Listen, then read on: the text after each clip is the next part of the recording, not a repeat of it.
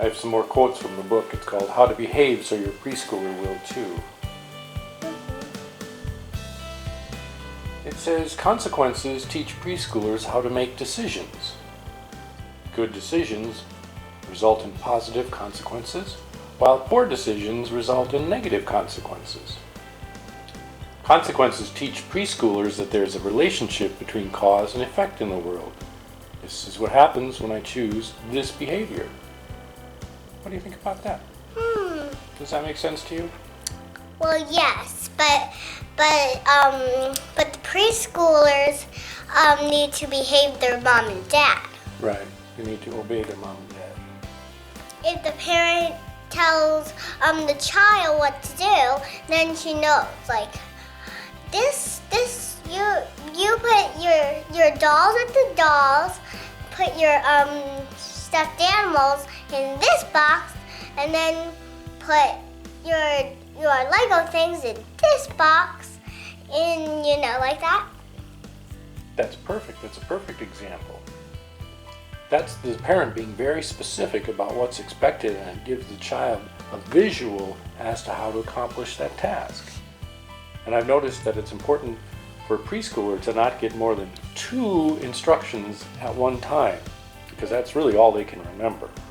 Then the child wouldn't have to say, "Oh, do I have to?" When you're playing somewhere, I never say, "Well, it's time to go," because what do children do when they hear that?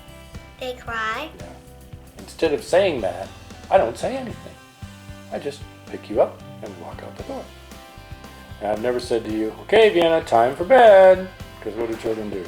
I don't know, cry. Yeah.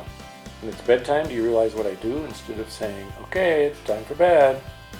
Yeah, you actually say 4 minutes for bed, or. And then I say, "Don't even think about going to bed yet." And then sometimes I play like this. And then I say 3 minutes till bedtime. Don't even think about going to bed yet because it's not time. And sometimes I laugh. Yeah, you think that's kind of funny.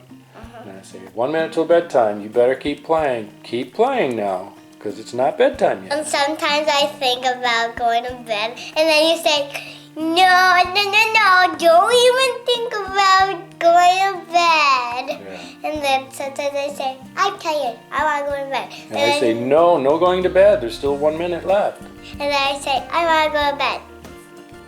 When you wake up crying at night because you have a bad dream, what do? I don't know. I tell you my dream.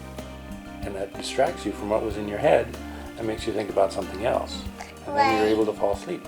Like, okay, I'm sleeping in the middle of the night, and then someone knocks on the door.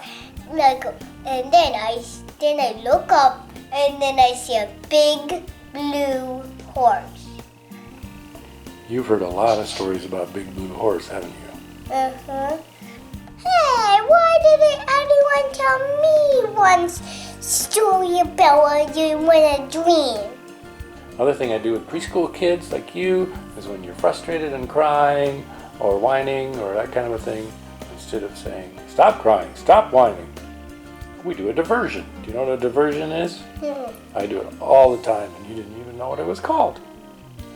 What I do is I distract you from whatever's going on in your head that's making you cry or whine.